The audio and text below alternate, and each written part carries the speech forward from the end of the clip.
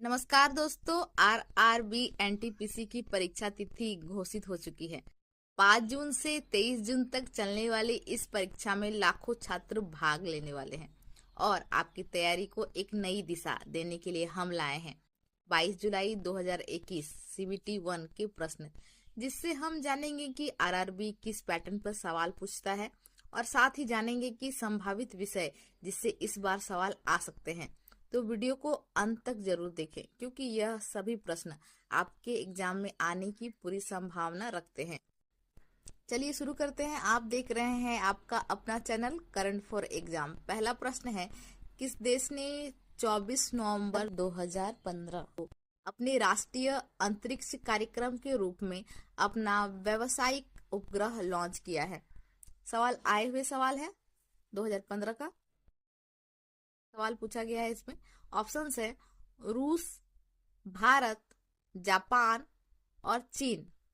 आइए देखते हैं इसका जवाब। जापान ने 24 अक्टूबर 2015 को इसके हिस्से के रूप में अपना पहला उपग्रह सफलतापूर्वक लॉन्च किया। व्यावसायिक उपग्रह उन्होंने लॉन्च किया है जापान ने। इससे मिलते जुलते विषय पर चर्चा करते हैं। हम जानेंगे कि इसरो के कुछ महत्वपूर्ण आगामी मिशन के बारे में। मिशन का नाम और उनका समय। एक मिशन का नाम है भारतीय अंतरिक्ष स्टेशन मिशन।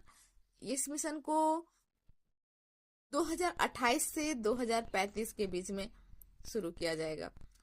मतलब ये टाइम ड्यूरेशन है, इसमें शुरू हो जाना चाहिए। बड़ा मिशन है, उसमें समय अधिक लगता है। दूसरा मिशन हमारा है चंद्रयान 4, बहुप्रतीक्षित 2028 में। गगनयान 3 2025 में। शुक्रयान 1 ये भी 2025 में। चंद्र ध्रुवीय अन्वेषण लूपैक्स मिशन, भारत का ये अपना मिशन होगा, ये भी 2025 में।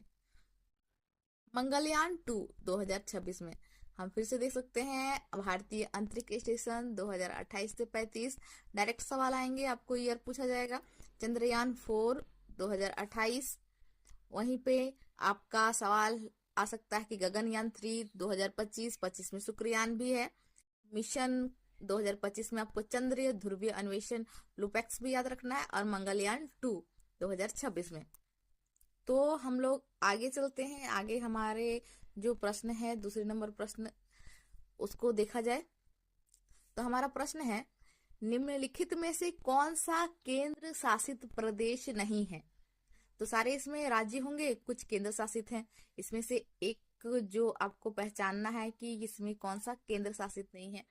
तो पांडिचेरी ऑप्शंस है, पांडिचेरी, चंडीगढ़, लक्षद्वीप और सिक्किम। तो सिक्किम हमारा राज्य है, केंद्र शासित प्रदेश नहीं है।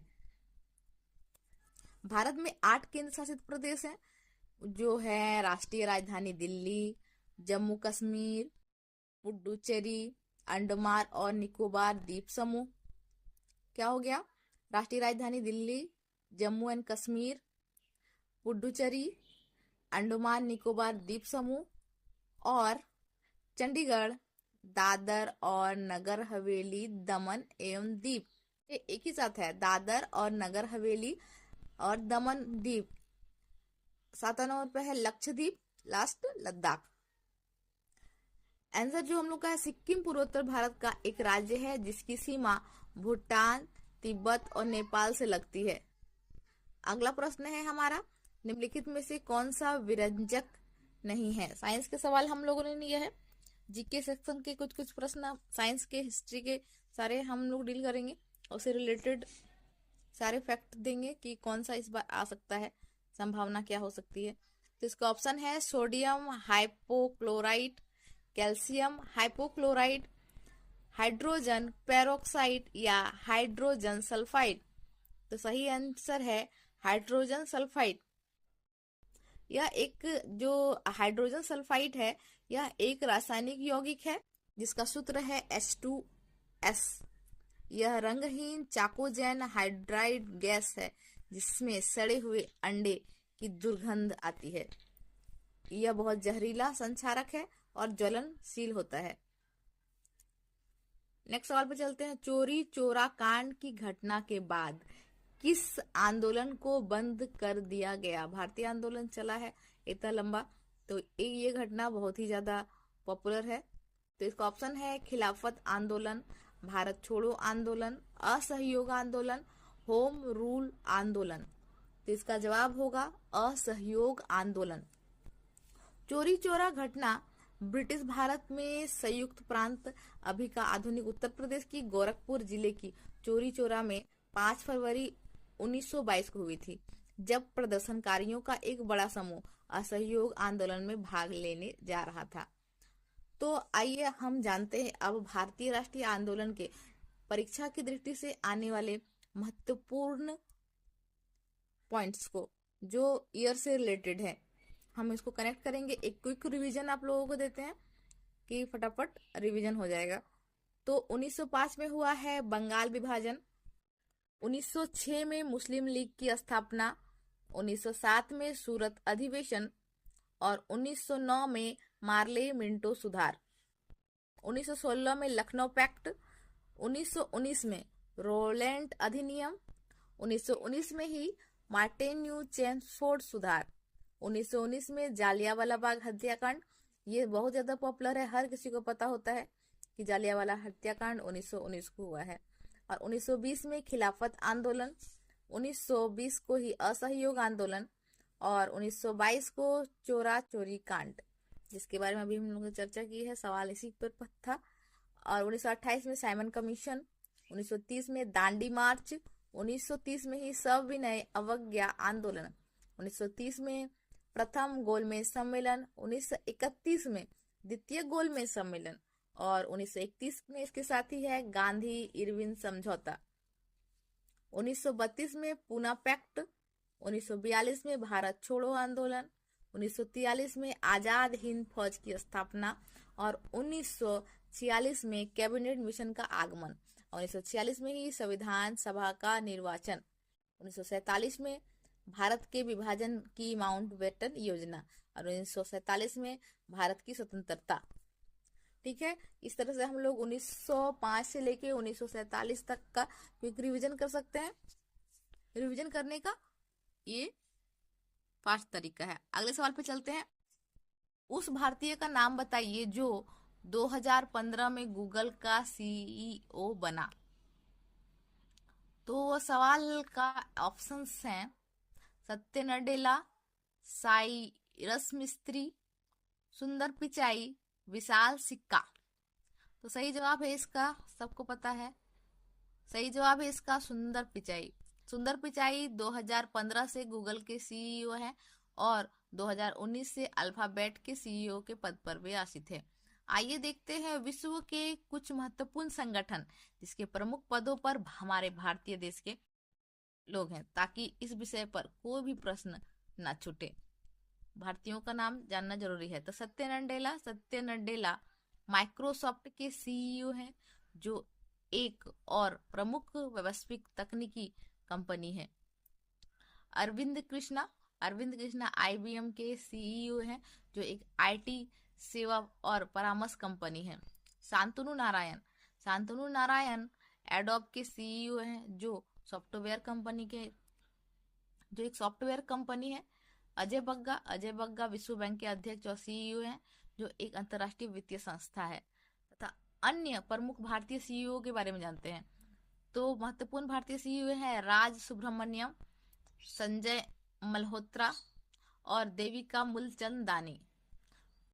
अगले प्रश्न में चलते हैं। राष्ट्रमंडल खेलों की आवधिकता क्या है, मतलब उनकी अवधि का अंतराल कितना होता है। तो इसका ऑप्शन है कोई अंतराल नहीं होता, यानी हर साल होता है। ऑप्शन बी है 4 वर्ष का गैप होगा, 5 वर्ष या 6 वर्ष। तो सही जवाब है 4 वर्ष। इससे जुड़े हुए कुछ महत्वपूर्ण तथ्य हैं। राष्ट्रमंडल खेल महासंघ का नाम बदल दिया गया है, अब कॉमनवेल्थ स्पोर्ट्स के रूप से पहचान होगी। राष्ट्रमंडल खेल 2022 का पदक तालिका को भी जानेंगे। तो पहले जानते हैं 2022 में बर्मिंघम में आयोजित कॉमनवेल्थ गेम में 28 जुलाई से 8 अगस्त तक यह चला है और 200 भारतीय एथलीटों ने 16 विभिन्न खेलों में पदक के लिए प्रतिस्पर्धा की, जिसमें कॉमनवेल्थ गेम में 2022 में भारतीय एथलीटों ने कुल 61 पदक जीते, जिसमें से 22 स्वर्ण, 16 रजत और 23 कांस्य पदक शामिल थे। संकेत सगरकर बर्मिंघम में पदक जीतने वाले पहले भारतीय थे, जिन्होंने पुरुषों की 55 किलोग्राम भारोत्तोलन स्पर्धा में रजत पदक जीता। मीराबाई चानू ने कॉमनवेल्थ गेम 2022 में स्वर्ण पदक जीतने वाली पहली भारतीय बनी, जबकि जेरेमी ला रीनुंगा बर्मिंघम में शीर्ष पोडियम हासिल करने वाली पहली भारतीय एथलीट थी। क्रिकेट विश्व कप 2023 को आयोजित करने वाला देश कौन सा है? Bharat, Pakistan, Sri Lanka, West Indies. तो सही जवाब होगा भारत।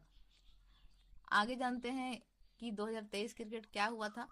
2023 विश्व कप 2023 में फाइनल में ऑस्ट्रेलिया ने भारत को हराकर जीता छठा खिताबी। डेविड हेड के शतक लगाकर ऑस्ट्रेलिया को 6 विकेट से जीत दिलाई। वहीं मैन ऑफ द मैच भी वही बने थे। क्रिकेट विश्व कप 2027 दक्षिण अफ्रीका, जिम्बाब्वे, नामीबिया में खेला जाएगा। यह आयोजन अक्टूबर-नवंबर 2027 में होगा। अगले प्रश्न में चलते हैं। सामान्य बातचीत स्तर कितना होता है? सामान्य मनुष्य का बातचीत स्तर कितना होता है? लगभग 60 डेसिबल, लगभग 70 डेसिबल, लगभग 80 डेसिबल, लगभग 90 डेसिबल। तो इसका आंसर है ध्वनि की प्रबलता को डेसिबल में मापा जाता है। सामान्यतः बातचीत में 60 डेसिबल होती है। चलते हैं अगले सवाल पर। एक चेक जारी करने की तिथि से कितने महीने तक वैध रहता है? तो 1 महीने, 2 महीने, 3 महीने या 6 महीने। सही जवाब है 3 महीना। अगले प्रश्न में चलते हैं। गंगा एक्शन प्लान केंद्र सरकार ने शुरू किया गया है। इसका उद्देश्य क्या है? गंगा नदी के प्रवाह को सुव्यवस्थित करना, गंगा नदी पर प्रदूषण को कम करना, सिंचाई के लिए गंगा का कुशल उपयोग करना या हाइड्रल ऊर्जा उत्पन्न करने के लिए गंगा नदी का उपयोग करना। आइए जानते हैं इसका जवाब। इससे जुड़े कुछ महत्वपूर्ण तथ्य। इसका सही आंसर है गंगा नदी पर प्रदूषण को कम करना। यह कार्यक्रम पूर्व प्रधानमंत्री स्वर्गीय राजीव गांधी द्वारा आरंभ किया गया था। अब जानते हैं नमामि गंगे कार्यक्रम के बारे में। यह सवाल आ सकते हैं आपके एनटीपीसी एग्जाम में। नमामि गंगे प्रोग्राम के बारे में जानते हैं। यह एकीकृत संरक्षण मिशन है जिसे जून 2014 में केंद्र सरकार द्वारा फ्लैगशिप कार्यक्रम के रूप में अनुमोदित किया गया, जिसका बजट था 20,000 करोड़ रुपए, जिसका उद्देश्य राष्ट्रीय नदी गंगा के प्रदूषण में प्रभावी कमी, संरक्षण और पुनरुद्धार के दोहरे उद्देश्य को पूरा करना। नमामि गंगे में शामिल मुख्य राज्य हैं उत्तराखंड, उत्तर प्रदेश, बिहार, झारखंड, पश्चिम बंगाल।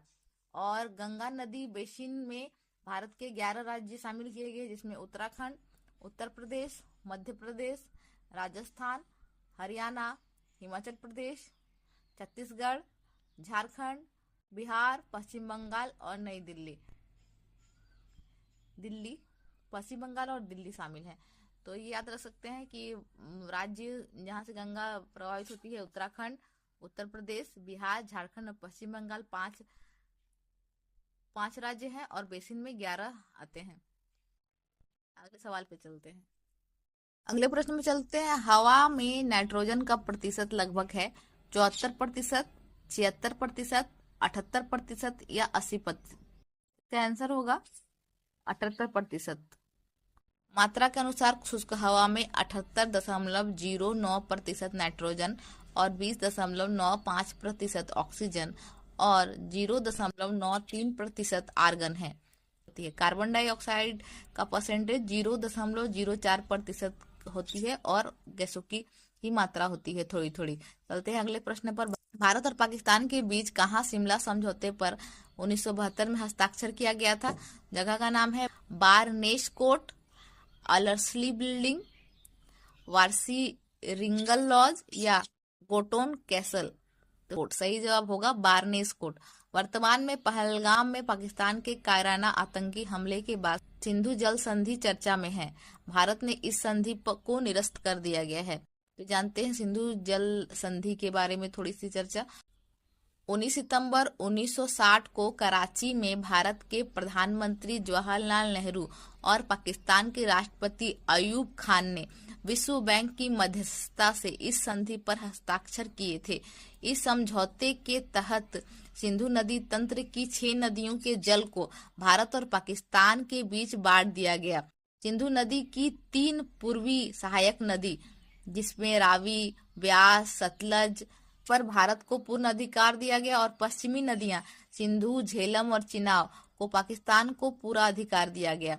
भारत को पश्चिमी नदियों पर सीमित गतिविधियां करने की अनुमति थी, जैसे जल विद्युत उत्पादन और सिंचित खेती। अगले सवाल पे चलते हैं। तापमान को एक विशेष डिग्री तक नियंत्रित करने के लिए इस्तेमाल किए जाने वाले उपकरण को कहा जाता है? थर्मोस्टेट, थर्मोमीटर, पायरोमीटर या थर्मोकंपल। तो सही जवाब है इसका थर्मोस्टेट। तापमान को मापने के लिए थर्मोस्टेट को विभिन्न प्रकार के सेंसर लगे होते हैं। चलते अगले सवाल पे। छोटी और बड़ी मानव आंत में कौन सी लंबी होती है? छोटी आंत, बड़ी आंत या दोनों की लंबाई बराबर पुरुष या महिला पर आधारित है? तो सही जवाब है छोटी आंत बड़ी होती है, लंबी होती है बड़ी आंत से। अगले सवाल पर चलते हैं। मवेशियों में होने वाले अंगों की बीमारी के बारे में विस्तृत अध्ययन करने के लिए भारत में जैव सुरक्षा प्रयोगशाला कहाँ स्थापित की गई है? ऑप्शन है इसके लुधियाना, बेंगलुरु, आनंद या इलाहाबाद। तो सही जवाब होगा इसका बेंगलुरु। आइए जानते हैं भारत के कुछ महत्वपूर्ण प्रयोगशालाओं के बारे में जो आपके एग्जाम में आने की बहुत ही संभावना है। तो भारतीय कृषि अनुसंधान संस्थान नई दिल्ली में है, केंद्रीय गन्ना अनुसंधान संस्थान कोयम्बटूर में, केंद्रीय तंबाकू अनुसंधान संस्थान राजमुंद्री में, भारतीय चीनी तकनीकी संस्थान कानपुर में, और एक है भारतीय डेयरी अनुसंधान संस्थान करनाल। आगे बढ़ते हैं। केंद्रीय चमड़ा अनुसंधान संस्थान चेन्नई, केंद्रीय औषधि अनुसंधान संस्थान लखनऊ, भारतीय मौसम विज्ञान अनुसंधान संस्थान नई दिल्ली, रमन अनुसंधान संस्थान बेंगलुरु, राष्ट्रीय धातु विज्ञान प्रयोगशाला जमशेदपुर, कपड़ा उद्योग अनुसंधान संस्थान अहमदाबाद। ध्यान रखना है जमशेदपुर वाला, राष्ट्रीय धातु विज्ञान प्रयोगशाला जमशेदपुर, राष्ट्रीय प्रतिरोधक विज्ञान संस्थान नई दिल्ली, हामा अनुसंधान केंद्र ट्राम्बे, भारतीय पेट्रोलियम अनुसंधान संस्थान देहरादून, अखिल भारतीय आयुर्वेदिक संस्थान नई दिल्ली। अगले सवाल पे चलते हैं। अंतर्राष्ट्रीय समुद्री संगठन किससे संबंधित है? वायु प्रदूषण से, समुद्र प्रदूषण से, भोजन में मिलावट से या वनोन्मूलन से? तो आइए जानते हैं इसका सही जवाब। अंतर्राष्ट्रीय समुद्री संगठन संयुक्त राष्ट्र की एक विशेष एजेंसी है जो अंतर्राष्ट्रीय शिपिंग की सुरक्षा को बेहतर बनाकर जहाजों से समुद्री प्रदूषण को रोकने के लिए उपायों के लिए जिम्मेदार है।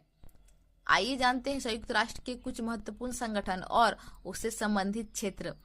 तो पहला है FAO, संयुक्त राष्ट्र खाद्य एवं कृषि संगठन। कृषि उत्पादकता, खाद्य सुरक्षा में सुधार लाने तथा ग्रामीण आबादी के क्षेत्र स्तर को बेहतर बनाने के लिए कार्य करता है।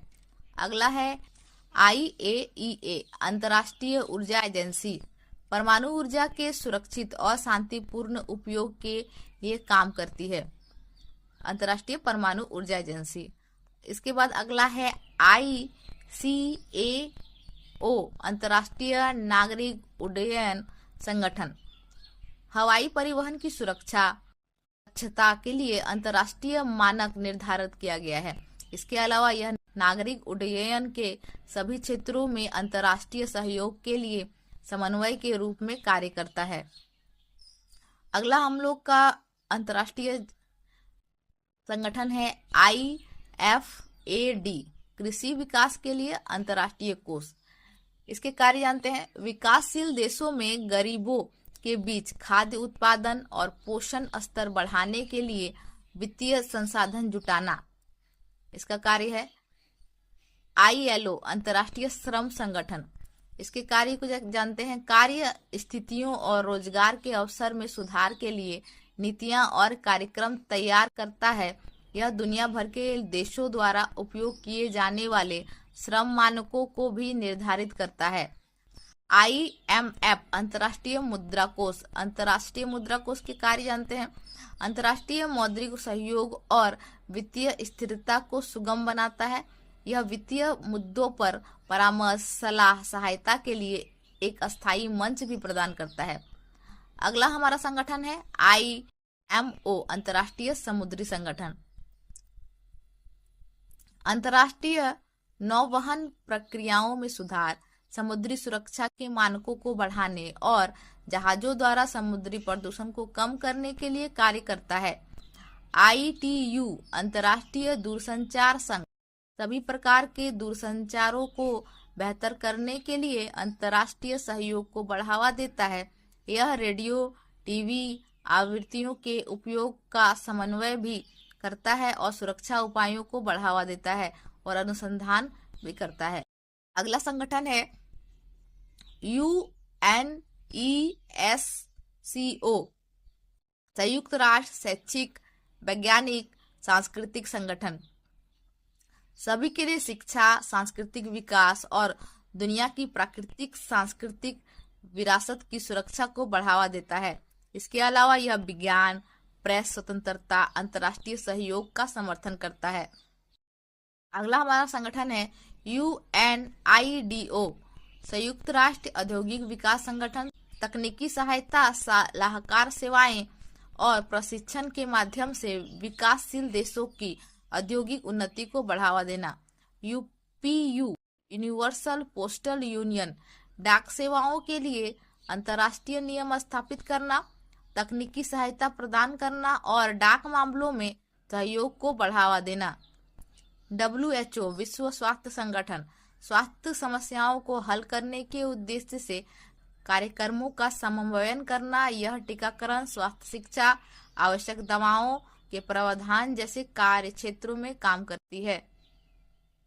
WIPO विश्व बौद्धिक संपदा संगठन बौद्धिक संपदा के अंतर्राष्ट्रीय संरक्षण को बढ़ावा देता है। यह कॉपीराइट, ट्रेडमार्क, औद्योगिक डिजाइन, पेटेंट पर सहयोग को भी बढ़ावा देती है। WMO विश्व मौसम विज्ञान संगठन पृथ्वी के वायुमंडल और जलवायु परिवर्तन पर वैज्ञानिक अनुसंधान को बढ़ावा देता है।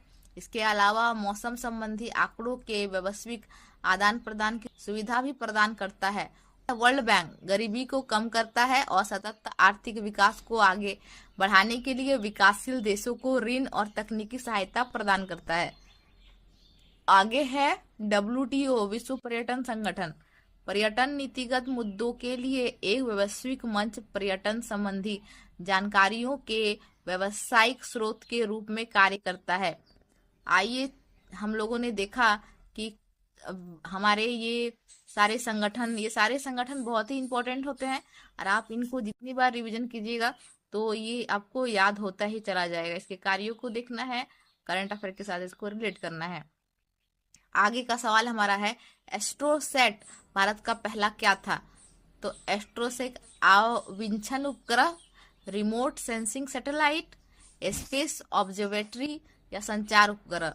आइए देखते हैं सही जवाब। यह पहली अंतरिक्ष वेधशाला थी। एस्ट्रोसैट भारत का पहला समर्पित मल्टी वेवलेंथ स्पेस टेलीस्कोप था।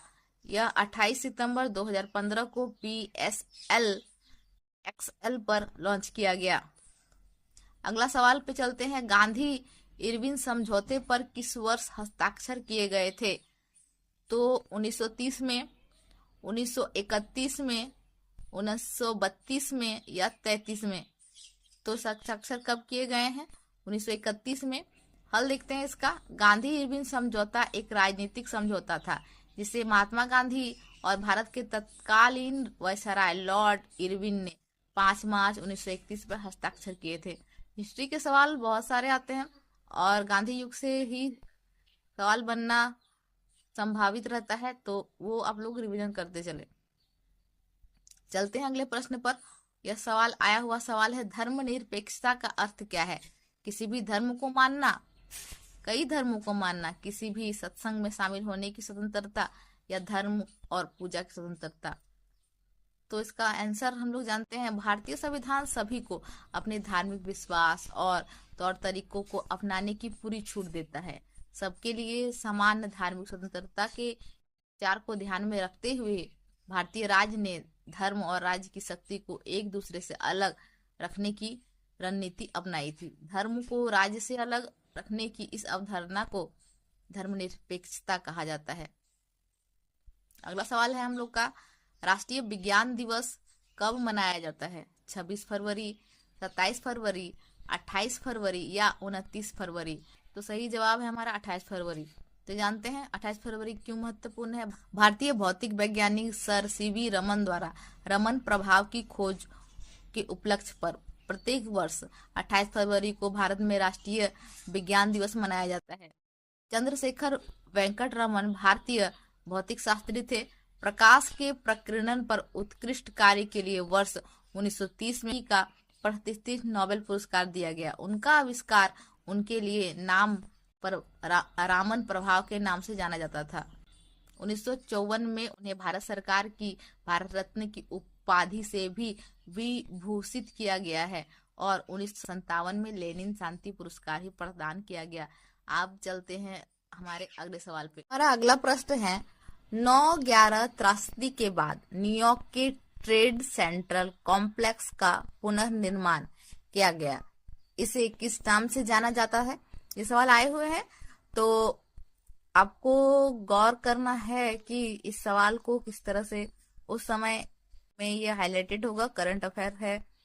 इसका ऑप्शन है new world trade centre, second option है compiler state building, one trade centre या वर्ल्ड ट्रेड कॉम्प्लेक्स। तो इसका सही आंसर है वर्ल्ड ट्रेड सेंटर। अगले सवाल पे चलते हैं। प्रसिद्ध नेकचंद्र रॉक गार्डन कहाँ स्थित है? नेकचंद गार्डन कहाँ स्थित है जानना है हम लोगों को। ऑप्शंस हैं श्रीनगर, जम्मू, चंडीगढ़ या शिमला। आइए जानते हैं सही जवाब को। चंडीगढ़ का रॉक गार्डन भारत में एक मूर्ति कला उद्यान है। इसे नेकचंद के रॉक गार्डन के नाम से भी जाना जाता है क्योंकि इसके संस्थापक नेकचंद सैनी एक सरकारी अधिकारी थे। इन्होंने इस उद्यान की स्थापना की थी। तो ये याद रखना है हम लोगों को कि रॉक गार्डन चंडीगढ़ में है और नेकचंद ने इसकी स्थापना की थी इस उद्यान की। आप लोगों ने देखा ही होगा, ये पत्थरों से बने हुए ये गार्डन में सब कुछ पत्थर से निर्मित किया हुआ बहुत ही सुंदर और आकर्षक है। अगले सवाल पे चलते हैं। महारत्न किसके समूह को संदर्भित करता है? ठीक है, ऑप्शंस है उभरते लघु एवं मध्यम उद्यम को, केंद्रीय वाणिज्यिक क्षेत्र के उद्यम को या निजी क्षेत्र के उद्यमों का नेतृत्व करना, बहुराष्ट्रीय कंपनियों का नेतृत्व। तो इसका सही जवाब है केंद्रीय सार्वजनिक क्षेत्र के उद्यम। ठीक है, ऑप्शन बी सही होगा। टॉपिक से सवाल बनते हैं। हमारे भारत देश में 14 महारत्न और 24 नवरत्न कंपनियां हैं, ये नंबर याद रखेंगे। आज हम जानते हैं 14 महारत्न कंपनियां। भारत में महारत्न कंपनियों की सूची 2024 के अनुसार पहला महारत्न कंपनी है भारत हैवी इलेक्ट्रिक्स लिमिटेड, दूसरा है Bharat petroleum corporation limited, coal India limited, याद रखना है सारा। पहले हमने बताया Bharat heavy electrical limited, Bharat petroleum corporation limited, coal India limited. आगे बढ़ते हैं। GAIL India limited, Hindustan petroleum corporation limited, Indian oil corporation limited. आगे देखते हैं एनटीपीसी लिमिटेड, तेल एवं प्राकृतिक गैस निगम limited, power grid corporation of India. Next देखते हैं स्टील अथॉरिटी ऑफ इंडिया, ग्रामीण विद्युतीकरण निगम लिमिटेड, ऑयल इंडिया लिमिटेड और हिंदुस्तान एरोनॉटिक लिमिटेड। लास्ट हम लोग 4 देखते हैं स्टील अथॉरिटी ऑफ इंडिया, ग्रामीण विद्युतीकरण निगम लिमिटेड, ऑयल इंडिया लिमिटेड और हिंदुस्तान एरोनॉटिक्स लिमिटेड। अगले सवाल पे चलते हैं। अगला सवाल है पहला ओलंपिक खेल कहाँ आयोजित किया गया? ऑप्शंस हैं यूके, यूएसए, ग्रीस या इटली। तो जानते हैं इसका सही जवाब। पहला ओलंपिक खेल ग्रीस में आयोजित किया गया था। प्राचीन काल में यह ग्रीस यानी यूनान की राजधानी एथेंस में 1896 में आयोजित किया गया था। ओलंपिया पर्वत पर खेले जाने के कारण इसका नाम ओलंपिक पड़ा।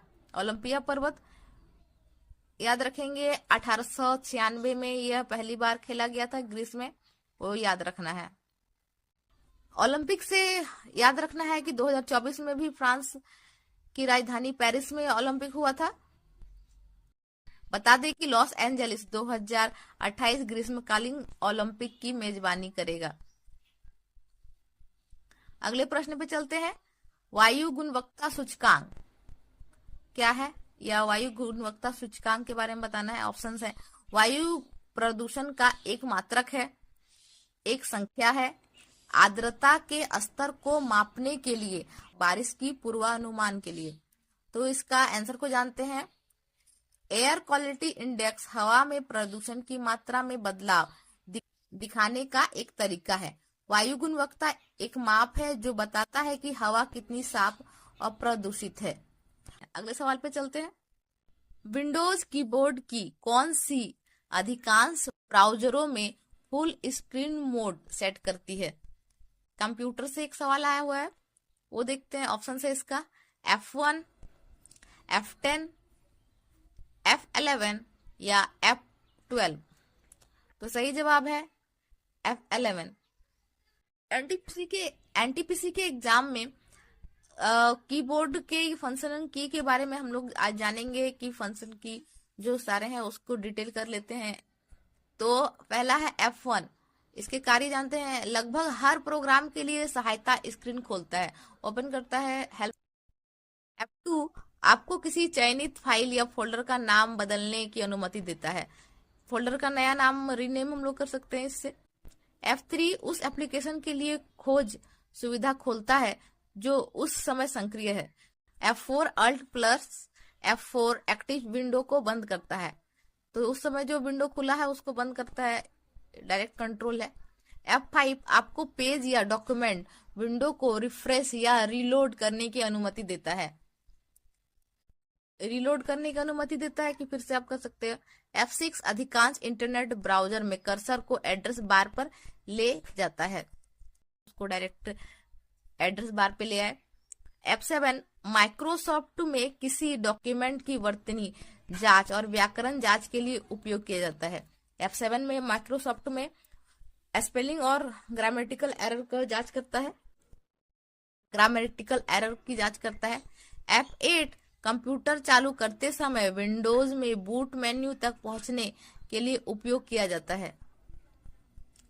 F9 माइक्रोसॉफ्ट वर्ड में दस्तावेज को रिफ्रेश करता है और माइक्रोसॉफ्ट आउटलुक में ईमेल भेजता है और प्राप्त करता है। F10 मेन्यू बार को सक्रिय करता है। F11 इंटरनेट ब्राउजर में फुल स्क्रीन मोड में प्रवेश करता है और बाहर निकलता है। F12 माइक्रोसॉफ्ट वर्ड में सेव एज डायलॉग बॉक्स खोलता है। तो ये थे हमारे F1 से F12 यानी सारे फंक्शंस की को हम लोगों ने रिवीजन किया है। आप लोग इसको फिर से रिवीजन कर लीजिएगा वीडियोस को पीछे करके। अगला सवाल है, सचिन तेंदुलकर ने कहां पर 1989 में अपना टेस्ट डेब्यू किया था? Karachi Pakistan, Mumbai Bharat, Kolkata Bharat, Melbourne Australia. तेंदुलकर ने नवंबर में 89 में कराची में पाकिस्तान के खिलाफ टेस्ट क्रिकेट में पदार्पण किया था, सबसे पहले यहीं पर किया था डेब्यू। आइए जानते हैं भारतीय क्रिकेट से जुड़े दो दिग्गज खिलाड़ियों के संन्यास के बारे में कि 2025 में अभी दो खिलाड़ियों ने संन्यास लिया है। उसमें से एक है विराट कोहली ने लिया अंतर्राष्ट्रीय टेस्ट क्रिकेट से संन्यास। विराट कोहली का इंटरनेशनल क्रिकेट में डेब्यू सबसे पहले वनडे में श्रीलंका के खिलाफ डाबुला में 2008 में हुआ था। कोहली ने उस मैच में ओपनिंग की और 12 रन बनाए। इसके बाद कोहली का T20 डेब्यू 2010 में जिम्बाब्वे के खिलाफ सुरेश रैना की कप्तानी में हुआ था। विराट ने अपनी टेस्ट कैरियर का आखिरी मैच ऑस्ट्रेलिया के खिलाफ 3 से 5 जनवरी 2025 को बीजीटी 2024-25 सीरीज के तहत खेला था। तो इसमें जो जो कीवर्ड होते हैं याद कर सकते हैं कि विराट कोहली का पहला मैच श्रीलंका के खिलाफ हुआ था 2008 में। ओपनिंग में 12 रन बनाए थे। कोहली ने T20 में जिम्बाब्वे के खिलाफ खेला था। विराट कोहली का आखिरी मैच ऑस्ट्रेलिया के खिलाफ था। विराट के ठीक कुछ दिन पहले हिटमैन रोहित शर्मा ने भी अंतर्राष्ट्रीय टेस्ट क्रिकेट से संन्यास ले लिया है। तो जानते हैं इसके बारे में। रोहित शर्मा ने अपना पहला अंतर्राष्ट्रीय एक दिवसीय मैच 23 जून 2007 को आयरलैंड के खिलाफ बेलफास्ट में खेला था। यह 2007 में फ्यूचर कप टूर्नामेंट का हिस्सा था। रोहित शर्मा ने अपना पहला वनडे मैच 23 जून 2007 को आयरलैंड के खिलाफ खेला था। उसका पहला T20 डेब्यू 19 सितंबर 2007 को इंग्लैंड के खिलाफ था। आगे के सवाल पे चलते हैं। पैरासीटामोल दवा है। Option A analgesic, antipyretic, analgesic और एंटीपायरेटिक, नॉन एस्टेरॉयडल एंड इन्फ्लेमेटरी दवा। इसका जवाब को जानते हैं। पैरासीटामोल, जिसे एसिटामिनोफेन और एपीपी के नाम से जाना जाता है, दर्द और बुखार के लिए इस्तेमाल की जाने वाली दवा है। यह एक एनाल्जेसिक और एंटीपायरेटिक है। दवाओं को उसके कार्य के आधार पर कई वर्गों में बांटा जाता है। ये वर्ग चिकित्सक प्रभाव के आधार पर होते हैं। आगे प्रमुख दवाओं के प्रकार दिए गए हैं जो सामान्य रूप से प्रतियोगी परीक्षा और सामान्य ज्ञान के लिए उपयोगी हैं। इससे आपके एनटीपीसी में एग्जाम में आने की संभावना है, इसलिए आप इसको रिवीजन करना शुरू कर दें। पहला है एनाल्जेसिक। एनाल्जेसिक दवाओं का कार्य होता है दर्द निवारक दवाएं होती हैं। इसके कुछ उदाहरण है जैसे पैरासीटामोल, ब्रूफेन, डाइक्लोफेनॉल। उदाहरण को याद रखेंगे, पैरासीटामोल, ब्रूफेन, डाइक्लोफेनॉल। ठीक है, एनाल्जेसिकल दवा है। अगले दवाई के प्रकार में चलते हैं। अगला दवाई है एंटीपायरेटिक। इसका काम है बुखार को कम करने वाली दवा है। ये बुखार को कम करता है। उदाहरण है इसका पैरासीटामोल और एस्पिरिन। ठीक है, एंटीपायरेटिक दवा। इसके दो एग्जाम्पल, हमने एग्जाम्पल से ही सवाल आएंगे और आपको पूछा जाएगा कि ये कौन से प्रकार है। तीसरा है एंटीबायोटिक। इसका काम है एंटीबायोटिक का बैक्टीरिया से होने वाले संक्रमण को रोकने या खत्म करने की ये दवा होती है। उदाहरण है इसका एमोक्सिसिलिन और एजिथ्रोमाइसिन, सिप्रोफ्लोक्सिन। अगली दवाई है हमारा एंटीसेप्टिक। इसका कार्य है बाहरी घावों पर कीटाणुओं को नष्ट करने से बचाना। इसके उदाहरण है डिटॉल, सेवलॉन, हाइड्रोजन परऑक्साइड। घर में हम लोग ये सब चीज रहता ही है कीटाणुओं से रक्षा के लिए। आगे है एंटासिड। काम है इसका पेट की गैस, एसिडिटी, जलन को कम करने वाली दवाई है। उदाहरण है इसका जेलुसिन, डाइजीन और रेनिटिडिन। अगली दवाई का प्रकार है हम लोग का एंटी डिप्रेसेंट। इसका काम है डिप्रेशन और मानसिक तनाव को कम करने वाली दवा। इस दवा का यूज डिप्रेशन और मानसिक तनाव को दूर करने के लिए किया जाता है। उदाहरण है इस फ्लूऑक्टोसिन और सिटालोप्रोम। अगली दवाई का टाइप है एंटी हिस्टामिन। काम है इसका एलर्जी से राहत देने वाली दवा। इसके उदाहरण है सिस्टीजिन और लोराटाडिन। अगली दवा है हमारा एंटी फंगल। काम है फंगल इन्फेक्शन से लड़ने वाली दवा है। उदाहरण है इसका क्लोटिमाजोल और फ्लूकोनोजोल। अगली दवा है हमारा एंटीवायरस। काम है वायरस के कारण होने वाली बीमारियों से में उपयोग किया जाता है। उदाहरण है इसका एक्सलाइकोविर और रेमडेसिविर। अगली दवाई का टाइप है हमारा वैक्सीन। काम है इसका रोगों से प्रतिरक्षा देने के लिए इसका काम है। उदाहरण है इसका बीसीजी, टीबी के लिए, पोलियो वैक्सीनेशन, पोलियो से बचाव के लिए, कोवैक्सीन, कोविशील्ड, ये हमारा कोरोना कोविड के लिए उपयोग किया जाता था। तो देखिए दवाइयों के बारे में हम आपको बताया है, तो वो सारी दवाइयों को इजीली याद नहीं होगा, लेकिन आप लोगों को ये लिख लेना है ताकि मेमोरी में सेव रहे। अगला सवाल है, कश्मीर की पूर्वी सीमा है एलओसी, जम्मू, पाक ऑक्यूपाइड कश्मीर, लद्दाख क्षेत्र। लद्दाख क्षेत्र, ठीक है। ऑप्शंस, इसका सही जवाब क्या होगा वो देखते हैं। कश्मीर हमारा जम्मू कश्मीर केंद्र शासित प्रदेश, इसकी चारों ओर की सीमाओं को जानते हैं। उत्तर में है चीन, तिब्बत का स्वायत्त क्षेत्र और पाकिस्तान उत्तर साइड में। दक्षिण में हिमाचल प्रदेश, हमारा हिमाचल प्रदेश राज्य और पंजाब राज्य है। पश्चिम में पाकिस्तान हमारा पड़ोसी देश, और पूर्व में है चीन, तिब्बत स्वायत्त क्षेत्र जो है। आज का अंतिम सवाल, मानव के नाखून किससे बने होते हैं? पिगमेंट से, इलास्टिन से, ब्लू एब्लूमिन से या केराटिन से? तो सही जवाब है केराटिन। नाखून एक सिंग जैसा केराटिनस आवरण का होता है जो अधिकांश प्राइमेट्स में उंगलियों और पैर की उंगलियों के सिरे को ढकता है। तो ये थे हमारे RRB NTPC 2021 के कुछ महत्वपूर्ण सवाल और से जुड़े हुए तथ्य जो आपकी 2025 की तैयारी को मजबूत करेंगे। हमारी टीम ने RRB NTPC करंट अफेयर के लिए एक खास मैगजीन तैयार की है। जनवरी 2024 से मार्च 2025 तक का डेटा और 500 प्लस MCQ और वन लाइनर के साथ मूल्य है 250 रुपए, लेकिन लॉन्च ऑफर में सिर्फ इसे 125 में मिलेगा। इसके बारे में सारी जानकारी डिस्क्रिप्शन में दिया हुआ है। तो अगर नए हैं तो करंट फॉर एग्जाम को सब्सक्राइब करें, लाइक करें और कमेंट में बता दें कि आप किस टॉपिक पर वीडियो चाहते हैं।